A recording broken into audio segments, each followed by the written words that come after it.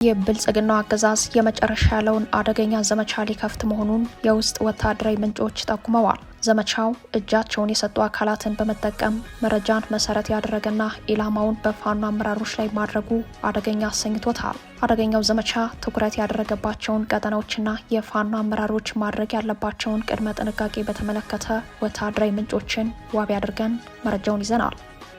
ግፍና ግፈኞችን በመታገል እድሜ ዘመናቸውን የዘለቁት የጦር ጠበብቱ ኮሎኔል ፋንታው ሙሀባ በነ ጄኔራል አበባው ታደሰ የታሰበባቸው ሴራ ከሽፏል። የብልጽግናው አገዛዝ ከፍተኛ የጦር መኮንኖች የተሳተፉበት ኮሎኔልን የመክበብ የመጥለፍ ካልሆነም የመምታት የውስጥና የውጭ ሴራ እንዴት ከሸፈ ለሚለው ተጠየቅ ቀጥታ ከግንባር የሚቀርበው ዘገባ ዝርዝር ምላሽ አለው። ጦሩ በሁለት አቅጣጫ በብዛት ገብቷል። ከባድ ውጥረት ተፈጥሯል። ኮማንዶ መመታቱን ተከትሎ በከባድ መሳሪያ የታገዘ ዘመቻ ተከፍተዋል። ወለጋ ላይ ዛሬም ዓለም የዘነጋው እልቂት መፈጸሙ ቀጥሏል። ከወደ ወለጋ ባለፉት 24 ሰዓታት የተሰሙ ልዩ መረጃዎችን ከዚያው ከአካባቢው ምንጮች ይዘናል። አብራችሁን ስትዘልቁ በወለጋ ምን እየሆነ እንደሆነ ትሰማላችሁ። የፕሬዝዳንት ኢሳያስ የሳውዲ አረቢያ ጉዞ ዓላማ በተመለከተ ብዙ እየተባለለት ነው።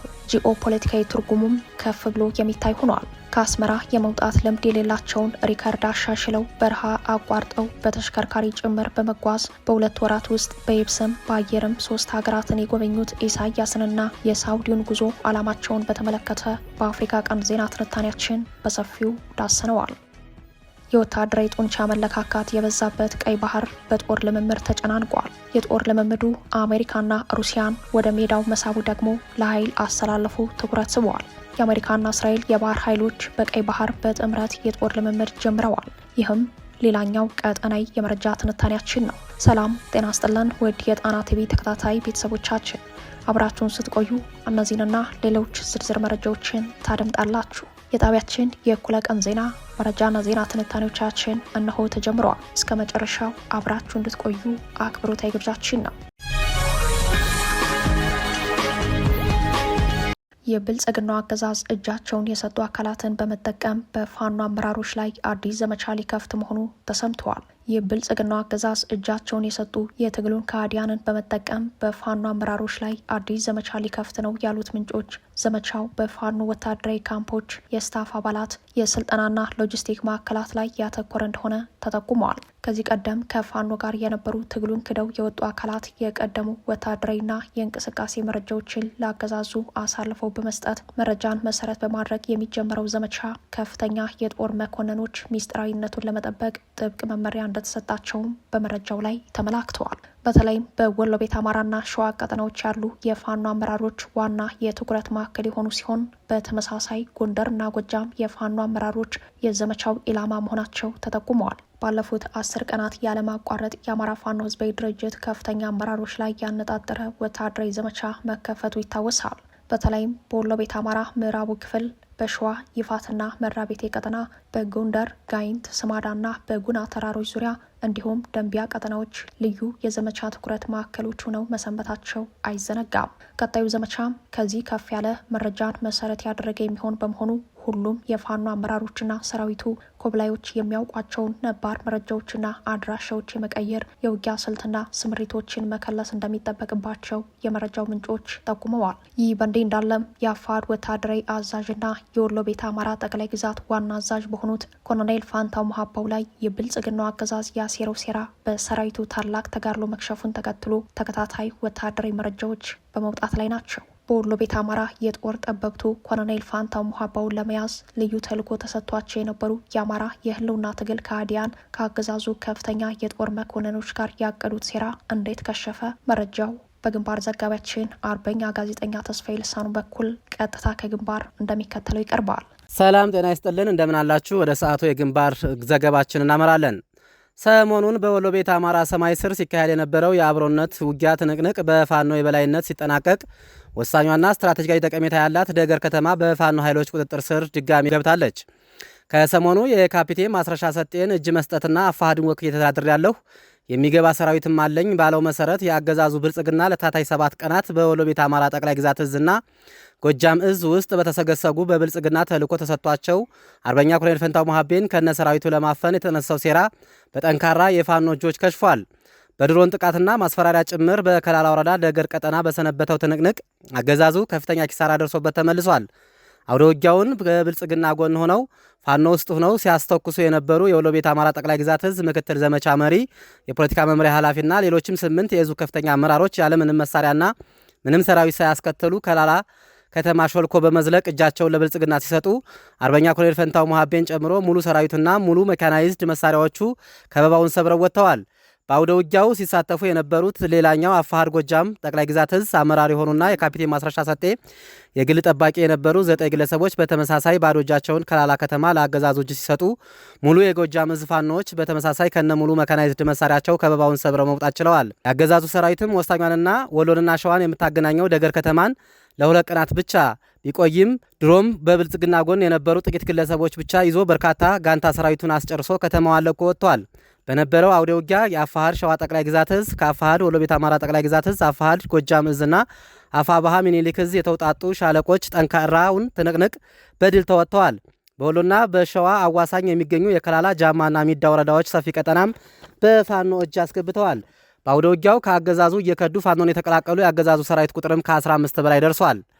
በሌላ የአውደ ውጊያ መረጃ አፋባሃ ምስራቅ አማራ ሚኒሊክ እዝ የደጋው መብረቅ ኮር በዳውንት ወረዳ ጋግቢያ አካባቢ ከአገዛዙ ሰራዊት ጋር በአሁኑ ሰዓት ከባድ ትንቅንቅ እያደረገ ይገኛል።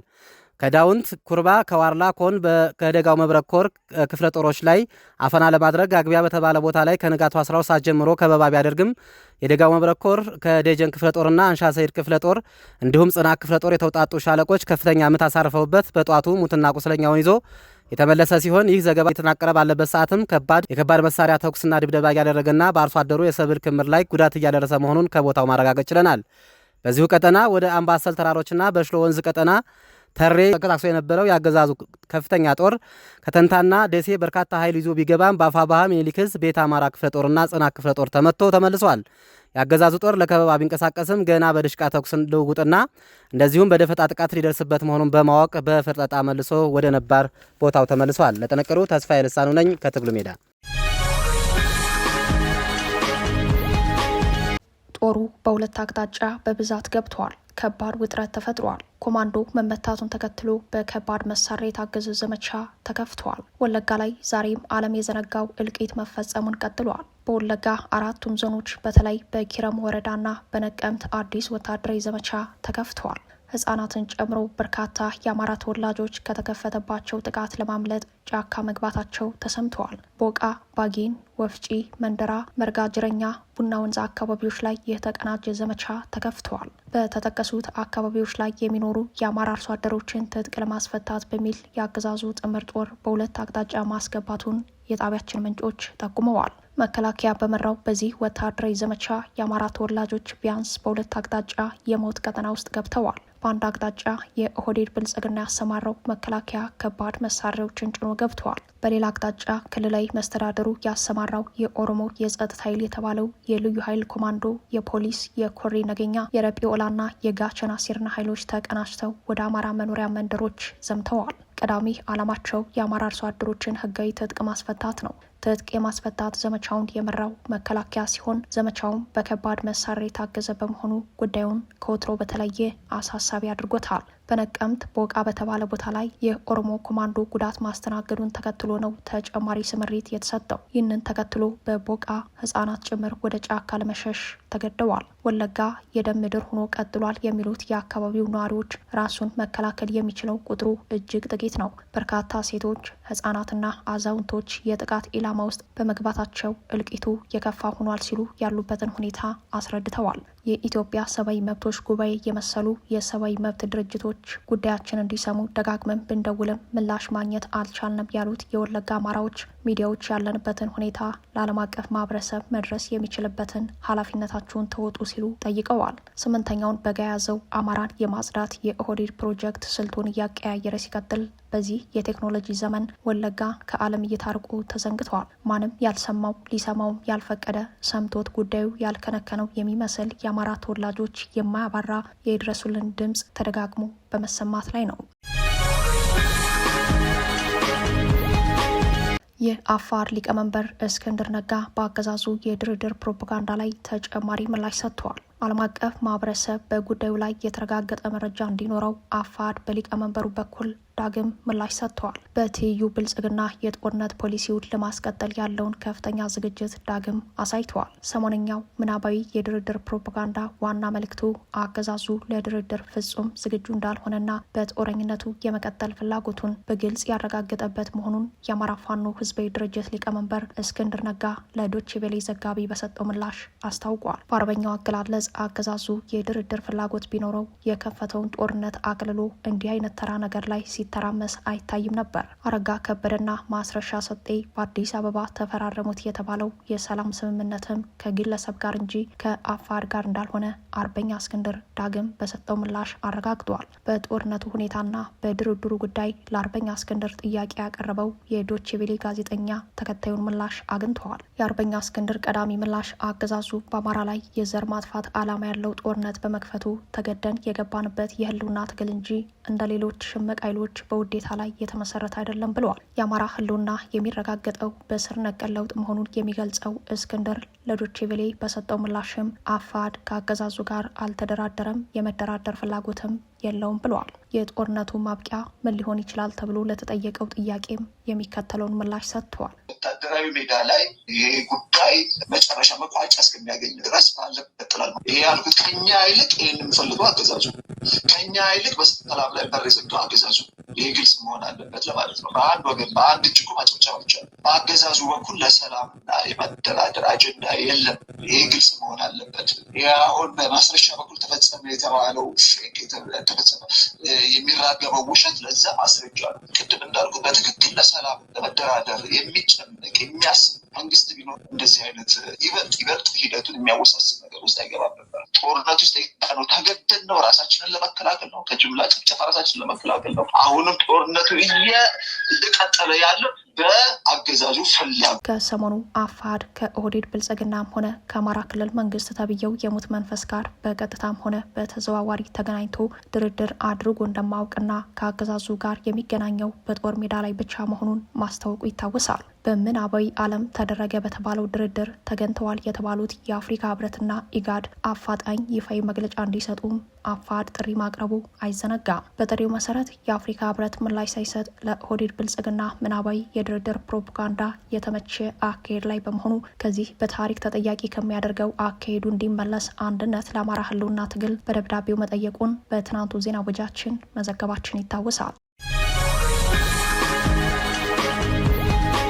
የፕሬዝዳንት ኢሳያስ የሳውዲ አረቢያ ጉዞ ዓላማ ብዙ እየተባለለት ነው። ጂኦ ፖለቲካዊ ትርጉሙም ከፍ ብሎ የሚታይ ሆኗል። ከቅርብ ጊዜ ወዲህ ዲፕሎማሲው ላይ ጠንክረው የታዩት የኤርትራው ፕሬዝዳንት ኢሳያስ አፈወርቂ እምብዛም ለተደጋጋሚ ጉብኝት ከአስመራ የመውጣት ልምድ የሌላቸውን ሪከርድ አሻሽለው በረሃ አቋርጠው በተሽከርካሪ ጭምር በመጓዝ በ2 ወራት ውስጥ በየብስም በአየርም 3 ሀገራትን መርገጣቸው አነጋጋሪ ሆኗል። ኢሳያስ ከካይሮ የ5 ቀናት ጉብኝትና ከፖርት ሱዳን የ2 ቀናት ቆይታ በኋላ በትናንትናው ዕለት ለ4 ቀናት የስራ ጉብኝት ሳውዲ አረቢያ ገብተዋል። ፕሬዝዳንቱ ጉብኝታቸውን በተመረጠ ሁኔታ በ3 በቀይ ባህር ዙሪያ ባሉ ሀገራት ውስጥ የማድረጋቸው ዋና ዓላማ የአብይ አህመድና ያገዛዛቸውን የጦርነት ጉዞ ለመግታት ያለመ እንደሆነ ከእንቅስቃሴያቸው መረዳት ይቻላል የሚሉት የጉዳዩ ተከታታዮች በተለይ የሳውዲው ጉዞ በአይነቱ የተለየ እንደሚሆን ይገልጻሉ።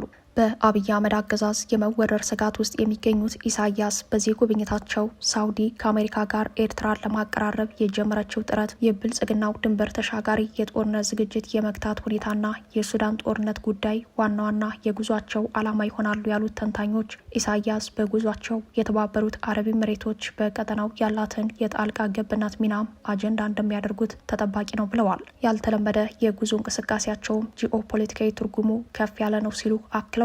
በአውሮፓውያን 2018 በኢሳያስና በአብይ መካከል በሳውዲ አማካኝነት የተፈረመውን ስምምነት የሚያስታውሱት የአፍሪካ ቀንድ ጉዳዮች ተንታኞች የኢሳያስ የሳውዲ ጉብኝት በቀጠናው አዲስ ለውጥ የሚያመጣ ውጤት እንደሚኖረው ይገልጻሉ። ከኢሳያስ ጉብኝት ጋር ተያይዞ ሳውዲ ምናልባትም የማደራደር ልምዷን ተጠቅማ በዚህ ዙሪያም ልትመከር ትችላለች ተብሏል። በቀጠናው ከተለያዩ ሀገራትና ወገኖች ጋር ትብብራቸውን እያጠናከሩ ያሉት ሳውዲ አረቢያና የተባበሩት አረብ ኤሚሬቶች ፍክክር ለኢሳያስ የሪያድ ጉብኝት ምክንያት ሆኖ ተጠቅሷል። ኢሳያስ ባለፉት ጥቂት ወራት ከየመን ውጭ ባሉ ዋነኛ የቀይ ባህር ተጎራባች ሀገራት ያደረጓቸውንና እያደረጉት ያለው ይፋዊ ጉብኝት ከአብይ አህመድ ድንበር ተሻጋሪ ጦርነት ዝግጅት መጠናከር ጋር ይያዛል። ኢሳያስ የአረቡ ዓለም ወኪል ወደ ሆነችው ሳውዲ አረቢያ አምርተው በሀገሪቱ ንጉሥ ሳልማን ቢን አብዱል አዚዝ አልሳኡድ ግብዣ ለ4 ቀናት ይቆያሉ። በቆይታቸውም በሁለቱ ሀገራት ከፍተኛ ባለስልጣናት መካከል በሁለትዮሽ እንዲሁም የጋራ የሆኑ በቀጠናዊና በዓለም አቀፋዊ ጉዳዮች ላይ ውይይት እንደሚደረግ በአስመራው መንግስት በኩል በይፋዊ መረጃዎቹ ተገልጿል። ከዚህ ጋር ተያይዞ ኢሳያስና ልዑካቸው ሀያሉን የሳውዲ ልዑል አልጋ ወራሽና ጠቅላይ ሚኒስተር የሆኑትን መሐመድ ቢን ሳልማንና ከፍተኛ የሀገሪቱን ባለስልጣናት በቆይታቸው ወቅት እንደሚያገኙ ይጠበቃል። በቅርቡ የወጡ ሪፖርቶች ሳውዲ አረቢያ በአሰብ ወደብ ላይ ኢንቨስት እንድታደርግ ኤርትራ ጥያቄ ማቅረቧን ያመላክታሉ። ምጣኔ ሀብቷን ከነዳጅ ጥገኝነት ለማላቀቅ እቅድ ይዛ እየሰራች ካለችው ሳውዲ በኩልም በአፍሪካና በቀይ ባህር ላይ ያላትን የምጣኔ ሀብት ተጽዕኖን ለማስፋት በአሰብ ላይ ፍላጎት አላት። ሳውዲ 2030 ላይ አሳካለው ብላ ባወጣችው ሳውዲ ቪዥን 2030 በተሰኘ እቅዷ ውስጥ የኢንቨስትመንትና ተጽዕኖ ግቦች አንዱ የአሰብ ወደብን ማልማት የሚል ነው። ሁለቱ ሀገራት በሰጥቶ መቀበል መርህ ከሳውዲ ጋር የቀይ ባህር ጓድ የሚል ጥበቃ የጋራ ኃይል የማቋቋም ጥረቶች ሲያደርጉ ቆይተዋል። የቀይ ባህር ጥበቃ ጓድ በተናጠልና በጋራ እንዲሁም በቡድን ሳውዲ አረቢያ፣ ግብጽና ኤርትራን ጨምሮ ሌሎች ሀገራትን ያካተተ ነው። በቅርቡ በቀይ ባህር ግብጽና ሳውዲ አረቢያ ቀይ ማዕበል የተሰኘ ወታደራዊ ልምምድ ማድረጋቸው ይታወሳል። ከቀይ ባህር ትብብር ጥምረት ከፊል አባል ሀገራትን የያዘው ግብጽ መራሹ ወታደራዊ ልምምድ ኢትዮጵያን የመክበብ ስልት እንደሆነ የጉዳዩ ተከታታዮች እምነት ነው። ኤርትራ፣ ሱዳን፣ ሶማሊያ፣ ጅቡቲ፣ ዮርዳኖስና የመን የቀይ ባህር ትብብር ጥምረት አካል መሆናቸው ይታወቃል። ይህ በእንዲህ እንዳለም በቀይ ባህር የተቀጣጠለው ጦር ልምምድና የሀያላኑ የባህር ኃይሎች ፍጥጫ እየጨመረ መጥተዋል። ቀይ ባህር በጦር ልምምድ ተጨናንቆ ታይቷል። በተለይም በዚህ ዓመት የወታደራዊ ጡንቻ መለካካት በብዛት ታይቶበታል። የጦር ልምምዱ አሜሪካንና ሩሲያን ወደ ሜዳው መሳቡ ደግሞ ለኃይል አሰላለፍ ትኩረት ስቧል። የአሜሪካና እስራኤል የባህር ኃይሎች ባሳለፍነው እሁድ በቀይ ባህር በጥምረት የጦር ልምምድ አስጀምረዋል። ዘለግ ላሉ ቀናት የሚደረገው የጦር ልምምዱ ከምስራቅ የዓለማችን ክፍል ታዛቢ ስበዋል። አሁን ላይ 2 የሩሲያ ባህር ኃይል የጦር መርከቦች ልምምዱ ወደሚደረግበት የቀይ ባህር ክልል ገብተዋል። ሩሲያ የአሜሪካንና እስራኤል ልምምድ ለመታዘብ የጦር መርከቦቿን መላኳ ነው የተሰማው። አሜሪካና እስራኤል ኢንትሪንሲክ ዲፈንደር የሚል ስም የተሰጠው የጋራ ልምምድ የሞስኮን ቀልብ ስበዋል። የአሜሪካ 5ኛው የባህር ኃይል ጦር ከእስራኤል በመጣመር የሚደረገው ልምምድ ሳምንቱን በሙሉ የሚዘልቅ ነው። ተግባራዊ ስትራቴጂክ ዘመቻ ነው ተብሎለታል። በቀይ ባህር ያሉ ስጋቶችን በቀጥታ የሚመለከት ልምምዱ በጦር ጀቶችም የታጀበ ነው። ልምምዱ በተጀመረ በቀናት ውስጥ የሩሲያ 2 ፈጣን ተዋጊ የጦር መርከቦች ወደ ቀይ ባህር ገብተዋል። የሶማሊያ ባህር ዘራፊዎች በዓመቱ በድጋሚ ወደ ቀይ ባህርና ህንድ ውቅያኖስ መመለሳቸውን ተከትሎ የአውሮፓ፣ አውስትራሊያ፣ የአሜሪካ ባህር ኃይሎች በቀይ ባህር የራሳቸውን ቅኝትና ይዞታ አጠናክረዋል። ከ8 በላይ ሀገራት ጦራቸውን በዚህ ጠባብ የውሃ ክልል ላይ አንቀሳቅሰዋል። ገዘፍ ካሉ ልምምዶች መካከል ኖቬምበር ወር ላይ ቀይ ማዕበል 8 በሚል መጠሪያ የተደረገው በሳውዲ አረቢያ አዘጋጅነት የተዘጋጀው የጦር ልምምድ ይጠቀሳል።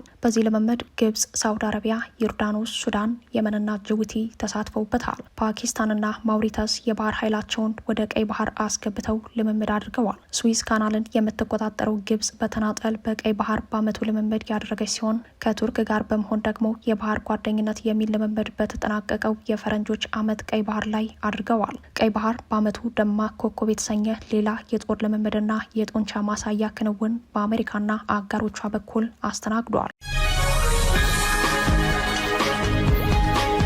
ክቡራትና ክቡራን ቤተሰቦቻችን ለሰዓቱ የተሰናዱት መረጃዎቻችን የተከታተሏቸውን ይመስሉ ነበር። አብራችሁን ስለቆያችሁ ልባዊ ምስጋናችን ይድረሳችሁ እያልን የጣና ቲቪ ወቅታዊ ዜናዎች፣ ትንታኔዎችና ልዩ ልዩ ፕሮግራሞች እንዲደርሷችሁ ቻናላችን ሰብስክራይብ በማድረግ ቤተሰብ ይሁኑ። በተሳትፎ የትግል ሚዲያው እንዲያጠናክሩ ጥሪያችን እናቀርባለን። ጣና ቲቪ ከሀቅ ጋር